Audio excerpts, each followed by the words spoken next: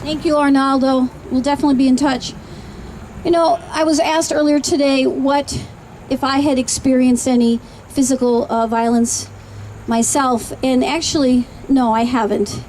But I hear, obviously, every day of who does, and my coworkers who are here as well. But I do want to relate one incident that happened about 10 years ago at my facility that's just astounding. I was in a room with a patient who was undergoing a pelvic exam, so of course her legs were up in stirrups, and there was a knock on the door. And it was one of my coworkers, and she said, "Doris, come on, step out." I'm like, "No, I'm busy with this lady. I need to be here." But she says, "No, really, come step out."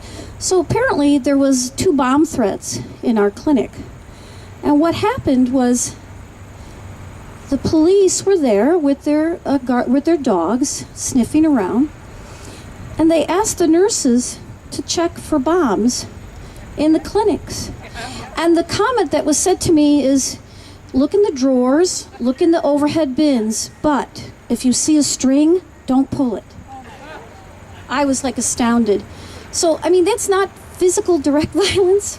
That's mental abuse, I say it. And I said, "Hell no, I'm not doing that. That's what you're there for." But, you know, did they evacuate the clinic? No. Clinic went on, business as usual.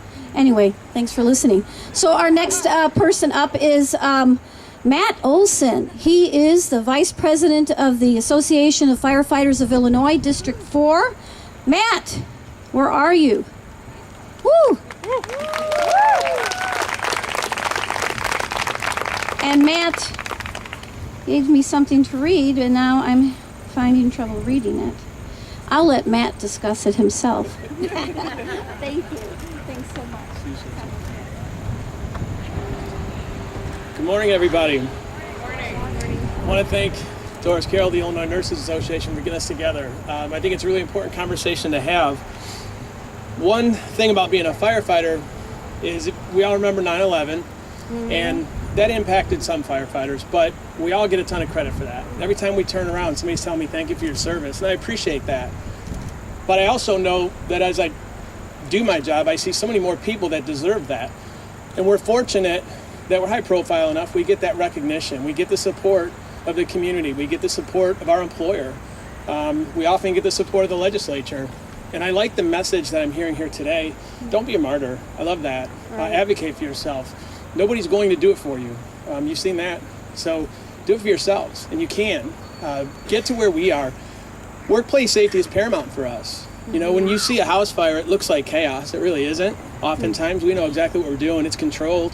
And I know that I couldn't do that job if my employer didn't buy me the best air pack, if I didn't have the newest fire gear, if NFPA didn't approve it and it wasn't tested 1,000 times, and if I didn't have statutes that provided 2 firefighters outside a building for every 2 firefighters that went in. We take care of ourselves, and we have that support. I want that for you.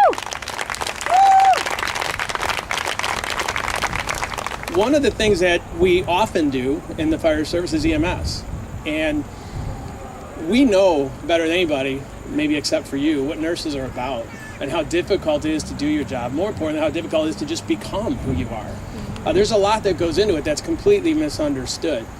And I think about the amount of firefighters each year that die by suicide. And it's more than the amount of firefighters that die in the line of duty every year. It doesn't need to be that way. I think about the amount of firefighters that are divorced, are developing addictions. And I think about the things that help lead to those places. And I think about one in particular where we had an 11-year-old girl die suddenly. It was tough. And there are times in our service that we run into somebody that's going to change us. And what I think when I really consider what that call meant to me was we had a difficult time, then we handed her to you, where you guys got to meet her mother. You got to hear the yells. You got to meet the family. You got to see that in a much different way than we do. And while I absolutely want you guys to be safe at work, I want that for everything that it means. You shouldn't get beat up on the job. You shouldn't be at risk. You certainly shouldn't be looking for bombs. But I want you also to pay attention to how that career changes you, because that one incident, that stays with me forever. I'll think about her every day. That's every day for you guys, countless times. I know that. I recognize that. And so thank you. if nobody's told you that. I don't want it to be a thankless job, so thank you. Thank you, Matt. And I can tell you that we do enjoy the support of our employer. We do enjoy the support of our legislature, and that's not because they have this altruistic vision of a better fire service. It's because we beat on their door all the time. We tell them what we want. Right. So let's make that happen. And I can promise you, just as you guys have all had the support of, you've had our backs. I want you to know that we have yours. So whatever it is you guys need going forward, please reach out. I can promise you the firefighters want to be there with you step by step, because what we have, we want you to have. We want you guys to be safe at work. We want you to be healthy hired. We want you to be healthy when you retire, and everything that means. So thank you.